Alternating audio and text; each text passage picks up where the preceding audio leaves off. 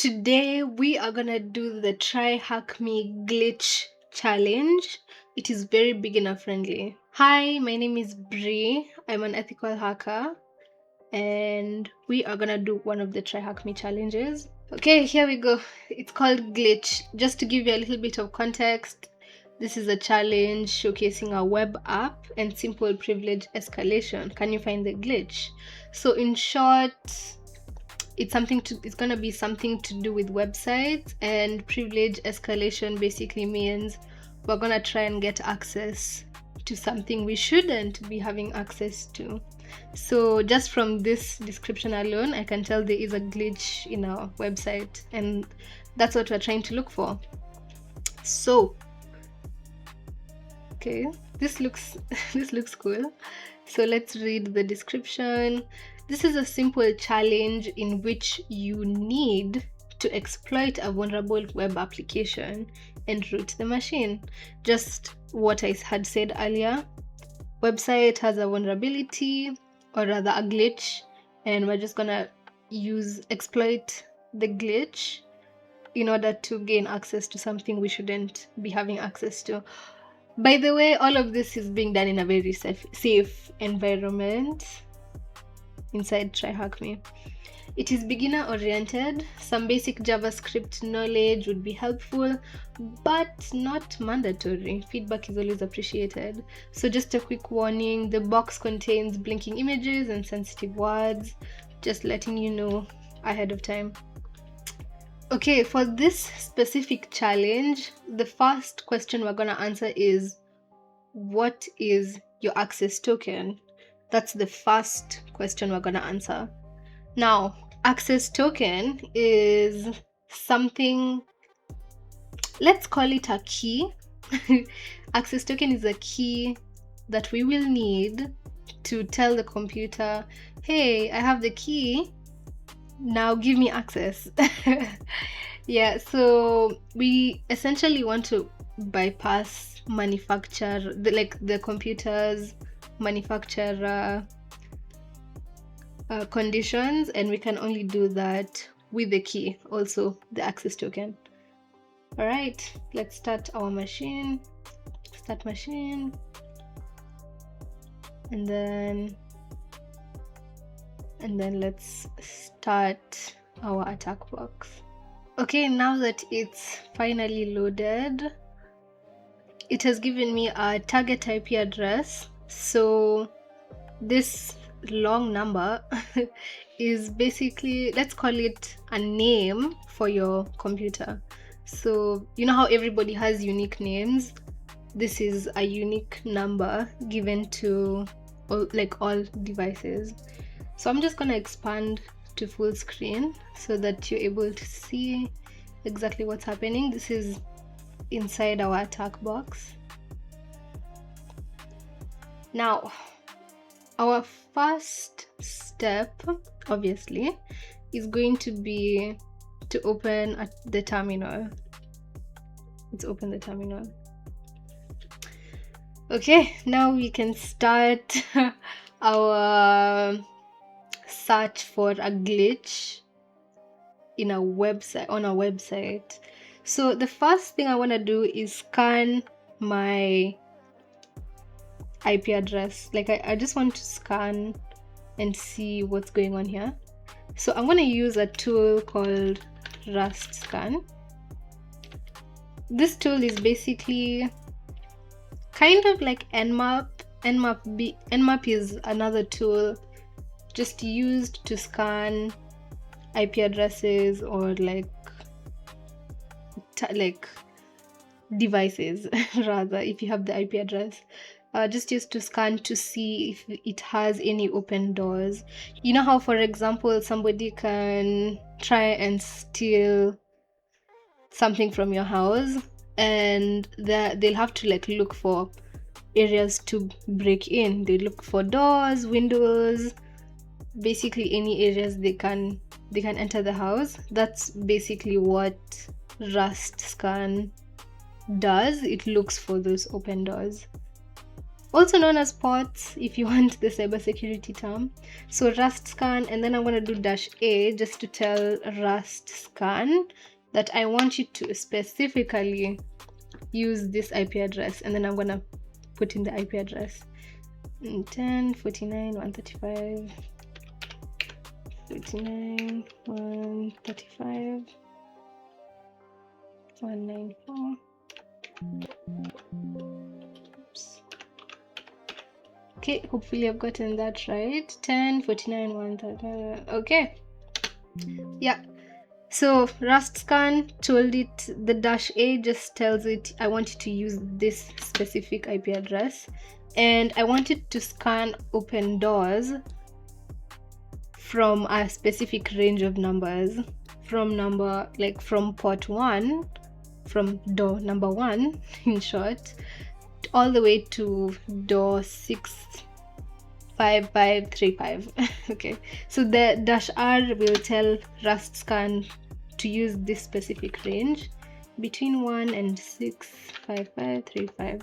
The reason I've done 65535 is that's the total number of ports that currently exist, like open doors, aka ports. Okay, after this I'm gonna do -S. No, I'm gonna put a divider just to divide the command. So everything that's on the left hand side is going to be sent to Rust scan, and everything on the right hand side of the divider will be sent to nmap. So Rust scan and nmap are gonna be connected in a way here, and I'm gonna do SV, which is gonna tell nmap I want you to scan this specific version. No, sorry, not scan, like to tell me which versions you're able to see, and the SC will tell me, or will tell nmap to run specific default code to tell the nmap if there are any other vulnerabilities it can notice.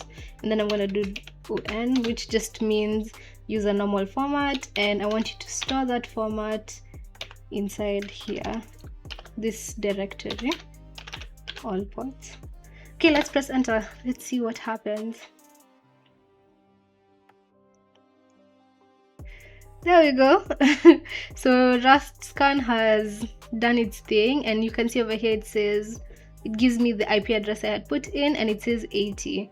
So 80 is an open door, aka the port that we were talking about earlier. So this tells me there is a website.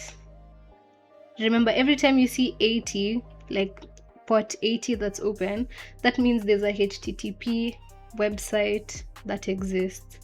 So I'm gonna search, hold on, I'm gonna search my IP address just in the browser, because it's telling me there is a website. So I'm just gonna paste it in my browser and visit. Okay, so this is how the website looks. Very sketchy, you know, not secure, HTTP, yeah, very insecure. So this is weird. I'm going to investigate further and check view page source. So I just want to look at the code behind this specific website. So I'm gonna come here and look through all this. This looks very normal, but I can see here in the script, so this is JavaScript, and I can see here it's calling a function called get access, and it's saying fetch. It's basically just saying fetch something, you know, but as you guys can see here, the website is very bland, like nothing is going on here. So I'm guessing that's the glitch. So I'm gonna copy, and I'm just going to, I think it's like a page that has been created but is not visible. So I'm gonna just place it here to see if that page exists. Visit.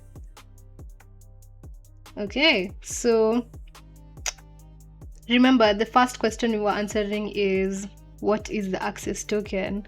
And I can see here token. So this is a very, very big clue. And looking at this gibberish, because it is gibberish, and I'm seeing 2 equal signs. These 2 equal signs, like anytime you see some gibberish and these 2 equal signs, it's a huge indicator that it has been encoded or decoded using base 64. So I'm gonna come here, back to my terminal. Let me just clear everything so we start fresh. And I want to decode that gibberish so that I can understand what exactly it's saying. So I'll put echo, and then I'm gonna paste the gibberish we were seeing. I'm gonna put a divider, and I'm going to use base 64. Like I said, these 2 equal signs is a huge indicator that it was encrypted or decoded or whatever that word is in base 64. And then I'll put like a dash D, which just means decode. And then I press enter, and I can see something very interesting here. It's giving me English, an English word. This is not real. So let me copy this, come back to our website, oh, what's going on? Cancel. I don't want. Okay, let's go back. Okay, we're back to our weird website. So I'm gonna go back to looking at the code. Okay, no. I'm gonna click inspect just to look at the cookies. You know, I'm pretty sure everybody knows what, like, you've probably seen cookies when you visit websites. So I'm gonna look at that. And I can see here the token where we saw the gibberish. The value of the token is just value. So this is strange. So I'm gonna delete this and just put in this is not real, like we saw in the terminal earlier. Okay, let's see what that does. Let's refresh. Voila!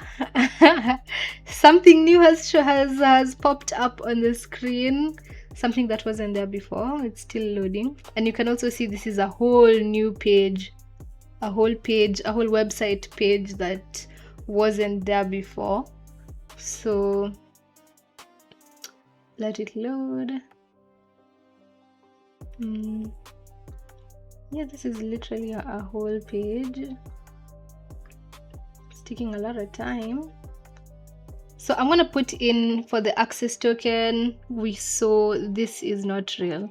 So if I put that as my answer in try hack me, you can see the answer we got was correct. It's a correct answer. The answer is this is not real.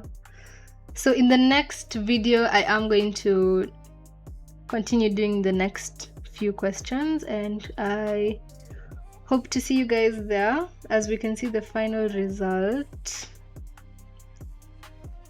Here's the final result. It's literally a whole other website that was created. Or not created, sorry, but that we didn't see before because we didn't have access to it, but now we have the access that we need to move on to the next questions.